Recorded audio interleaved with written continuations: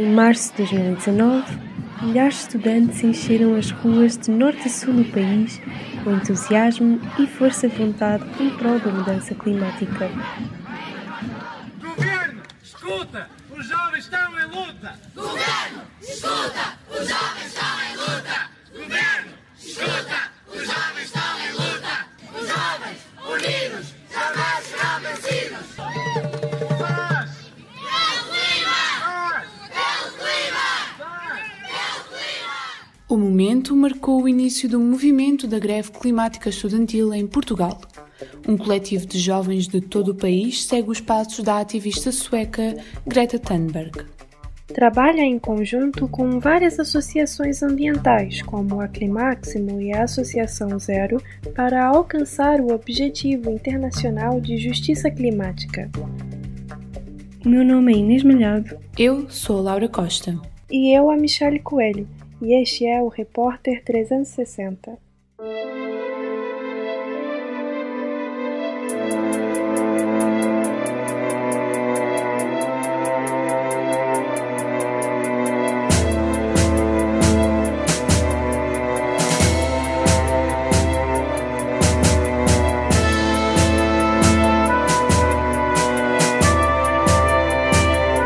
Repórter 360. O movimento de justiça climática, que começou por se centrar na capital portuguesa, rapidamente se alastrou ao resto do país. Antónia Seara tem 17 anos, mas foi aos 15 que se juntou ao núcleo da greve climática de Aveiro. Acho que é fundamental essa questão da descentralização para permitir que não só cada núcleo, cada região, cada comunidade consiga identificar os problemas que têm de enfrentar diariamente, porque eu não sei o que é que pessoas de Lisboa têm de enfrentar e vice-versa, mas também quais são as soluções que devem ser aplicadas nessa região. Em vez de haver um padrão que é aplicado a todas, isso não é muito eficiente nem muito justo, porque lá está, temos necessidades diferentes, então acho que essa questão da descentralização é muito bom para adaptar às próprias comunidades. Mourana Monteiro, estudante de mestrado de Neurociências Cognitivas e Neuropsicologia na Universidade do Algarve, também acredita que a ação não está limitada a Lisboa e ao Porto. Em fevereiro de 2019 começámos a formar a GCE a nível nacional, mas eu estava em Lisboa. Como eu sabia que não havia muita gente universitária a integrar este tipo de participação mais fora da academia, comecei a tentar puxar cordelinhos, estava a tentar organizar as coisas no Algarve e chegou-se à frente duas raparigas do secundário, a Margarida Rocha e a Raquel. Elas convocaram a manifestação mais dentro do ensino secundário e eu em Lisboa a tentar chamar o pessoal da Universidade do Algarve para comparecer. O nosso objetivo é chegar a todos os concelhos, ao país inteiro. Então o que nós fizemos foi divulgar nas redes sociais e dizer: estamos à procura de pessoas pelo país, se a tua cidade ainda não tem greve, junta-te a nós. Nós queríamos capacitar as pessoas nas suas comunidades para que elas pudessem reivindicar pelos seus direitos lá. Na região, 16 municípios uniram forças e formaram o núcleo algarvio da greve. Mourana considera que a rede no Algarve não é suficientemente larga para agir sobre as diferentes problemáticas locais que surgem. O núcleo, porém, mantém-se sempre informado e ligado a organizações locais. Uma das ações desenvolvidas focou-se na zona de Dom João de Aréns. Lembro-me que foi no verão passado que nós participámos na consulta pública sobre uma zona protegida ou com uma biodiversidade importante e foram aprovados projetos para que fosse lá construída uma cadeia de hotéis. E na altura, como foi criada uma página, entraram em contato connosco, nós divulgámos e felizmente, acho que foi o mês passado ou há 2 meses, creio que cancelaram esse projeto. Deve ser essas coisas que nós temos um impacto local, se calhar, mais direto. Nós mostramos preparados e quando encontramos petições e problemas locais tentamos perguntar às pessoas, tal forma que nós possamos usar a nossa influência para tentar chegar a mais algum lado. Outra situação apontada pelos membros da greve climática estudantil está relacionada com os transportes públicos. As ferrovias, elemento da pauta nacional do movimento, estão em foco para o núcleo algarvio.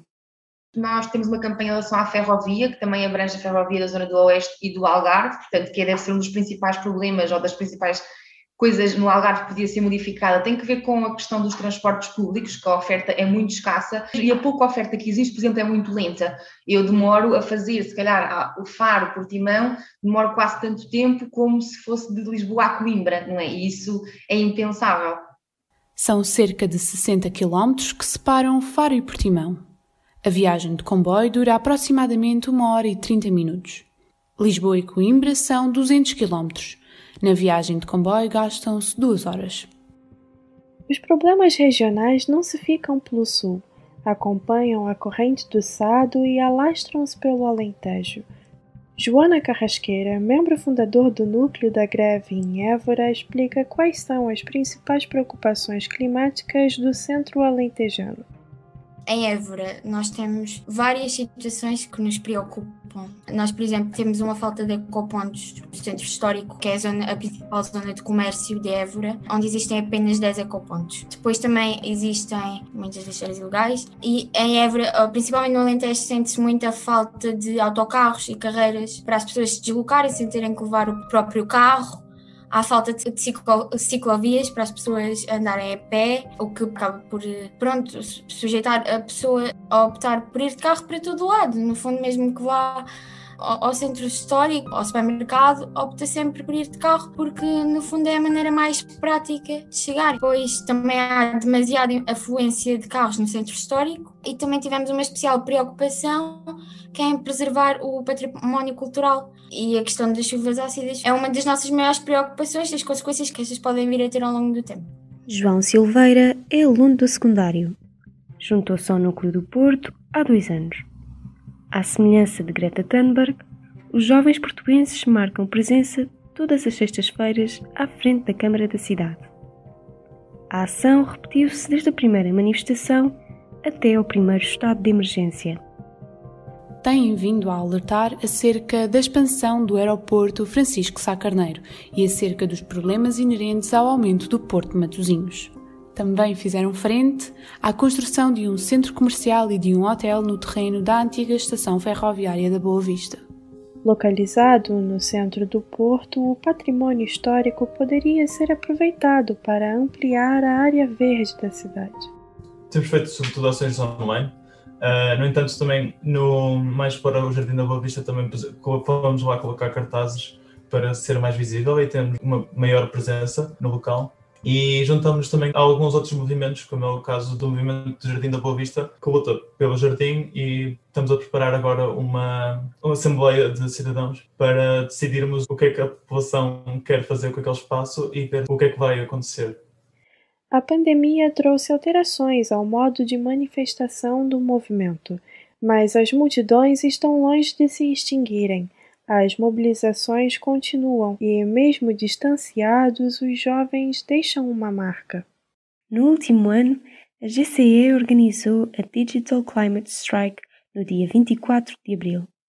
Ao longo do ano, participou na ação digital Galp Must Fall. A 25 de setembro, coorganizou a mobilização climática global através da plataforma Salvar o Clima. Aveiro foi um dos núcleos presentes.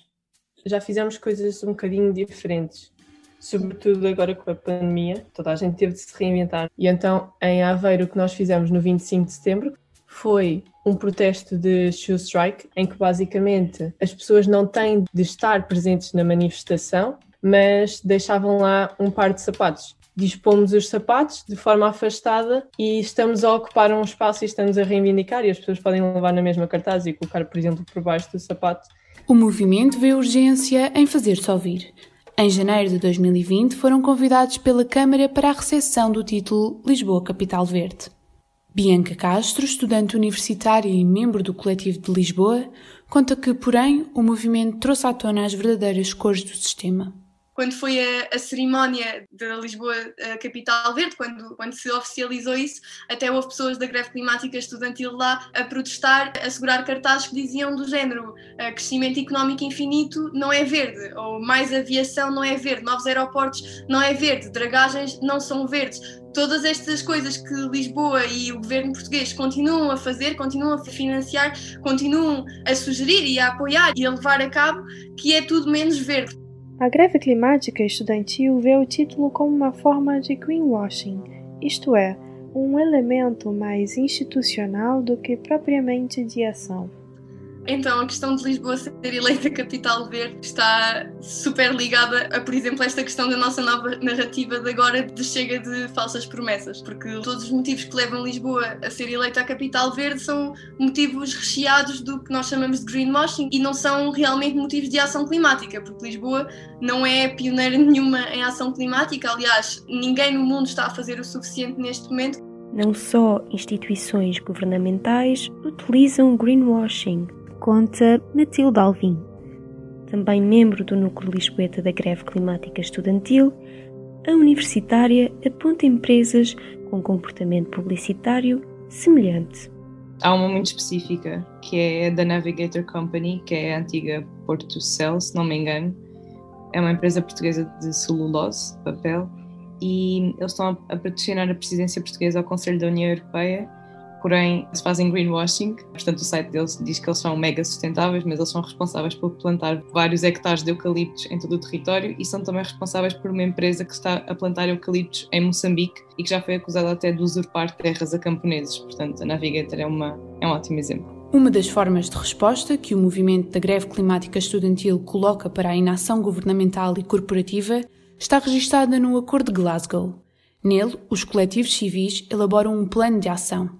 O Acordo de Glasgow basicamente é um acordo internacional feito pelo Movimento por Justiça Climática. Foi algo que surgiu quando nós voltámos da COP25 em Madrid. Tentámos perceber, ok, isto foi uma desilusão, como sempre.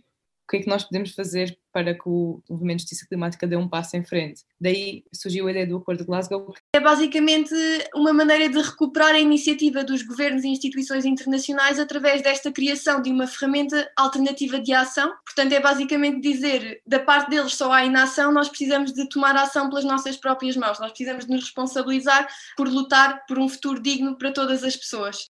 E o Movimento por Justiça Climática toma a responsabilidade das suas próprias mãos em cortar 50% das emissões a nível global até 2030 para nos mantermos num 1,5 graus. Ou seja, é dizer, nós já não acreditamos na ação de governos e instituições, vocês falharam-nos outra vez, pela 25ª vez, e nós vamos agora tomar a nossa própria ação e desenvolver ferramentas que possam permitir essa ação. O movimento quer que a urgência da mudança seja sentida. Uma das ferramentas que prevêem para tal é a desobediência civil. Tal como diz o Acordo de Glasgow e como também está nos nossos planos e do Movimento por Justiça Climática, é continuar a agir, é ir para as ruas usando todas estas táticas, inclusive a desobediência civil, como ferramentas para obter estes cortes. Portanto, estamos num ponto em que precisamos de criar disrupção e não podemos aceitar mais estas falsas promessas, estas palavras vazias por parte das pessoas que estão no poder e temos realmente de mostrar que as pessoas têm mais poder do que as pessoas que estão no poder, no fundo.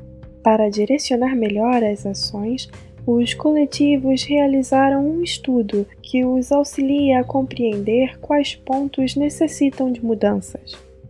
Nós estamos a acabar agora e vai ser anunciado no 6º Encontro Nacional por Justiça Climática, no dia 12 de março, o nosso inventário de emissões desagregadas para Portugal, que diz exatamente as posições das fábricas poluentes, quem está a financiar, onde é que elas são e quais são as empresas. A partir desse inventário, estamos a construir uma agenda climática, que ainda é uma coisa em exploração, mas basicamente a agenda climática vai ser um plano baseado no inventário e na premissa de justiça climática global. A nível internacional, temos mais de 120 organizações de 40 países. Dia 19 de março, entre ações físicas e digitais, os jovens das diferentes localidades voltam a reivindicar um plano real. Acho que é crucial sairmos às ruas na mesma, claro, conforme tudo o que for permitido e com todas as medidas de segurança necessárias, mas é importante continuarmos aqui, mostrarmos que continuamos presentes, ainda para mais a enfrentar todas estas crises. Este é o momento em que não nos podemos calar, temos de estar cá. Mas lá está, mas acho que também nos obrigou a ser bastante mais criativos e a pensar em ideias de ações e em formas de voltarmos à ação que se calhar não teríamos pensado antes, que acho que também são ferramentas que podem ser muito interessantes mesmo futuramente, quando já não estivermos nesta situação, mas que possamos adotar para vários tipos de ações, para várias alturas, e lá está, juntar sempre cultura, juntar música, juntar debates, juntar discursos políticos, juntar todas estas coisas de uma forma cada vez mais criativa e dinâmica. Algumas localidades vão fazer só coisas online, por exemplo, o debate. ou conversas. Nós vamos utilizar o símbolo do relógio como o nosso símbolo para essa greve, para simbolizar também a urgência de resolver a crise climática. Voltar um pouco ao tema do não há planeta B, a crise continua aqui, e há sítios onde nós vamos fazer ações físicas, respeitando as normas, mas vai ser, se não me engano, no Algarve, em Aveiro, em Mafra, e aqui em Lisboa vamos fazer uma pequena marcha desde a Praça José Fontana até ao Martim Moniz.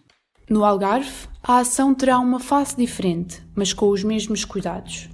Da parte da manhã, cada ativista no seu concelho vai sair com um cartaz género estátua viva, portanto, risco zero, estamos isolados, mas à tarde vamos convocar uma concentração para Faro, cerca de 2 horas, onde vamos ter, por exemplo, sinalizado no chão com um X o distanciamento de 2 em 2 metros, para garantir que as pessoas cumprem. Não vamos apostar na convocação fora grupos, vamos convocar, vamos fixar um outro cartaz, fazer post nas redes sociais, mas o nosso propósito não é encher Faro com milhares de pessoas, porque também não temos capacidade logística para garantir a desinfecção das mãos, as máscaras para esses milhares de pessoas, mas se formos 20 ou 30 afastados com 2 metros, se calhar as pessoas que estiverem lá a passear vão estranhar e vão questionar-se do que é, e é isso que nós pretendemos, é sensibilizar as pessoas de que nós também não queríamos estar ali, nós também queríamos estar isolados na nossa casa, mas a crise climática não espera. O movimento quer, acima de tudo, que a causa climática não fique em silêncio. Nós sentimos, de facto, que está a haver uma inação constante. Já houve vários encontros climáticos, no entanto, continuamos a aumentar as emissões. 2020 foi o ano mais quente, não vemos nada acontecer e isso é um bocado frustrante para nós. É um bocado por causa disso que nós somos obrigados a sair à rua mesmo durante uma pandemia. Nós temos 6 anos para a neutralidade carbónica e não estamos nesse caminho sequer. Sentimos essa necessidade, então, de chamar a atenção de toda a gente para a urgência disto. A quantidade de gente que nós conseguimos ter nas ruas em tempos não Covid é, de facto, muito importante e chama, de facto, a atenção aos decisores políticos que nós temos mesmo que atuar. Eles continuam a olhar para o lado, mas a certa altura não nos vão poder ignorar e vão ter que fazer alguma coisa. E nós vamos estar cá quando isso acontecer. Esperemos que seja para breve. Esta reportagem foi produzida por mim, Inês Malhado, por mim, Laura Costa, e por mim, Michele Coelho. A coordenação é de Mariana Serrano. O genérico é de Luís Batista e o design de Carlota Real e de Cláudia Martina. FM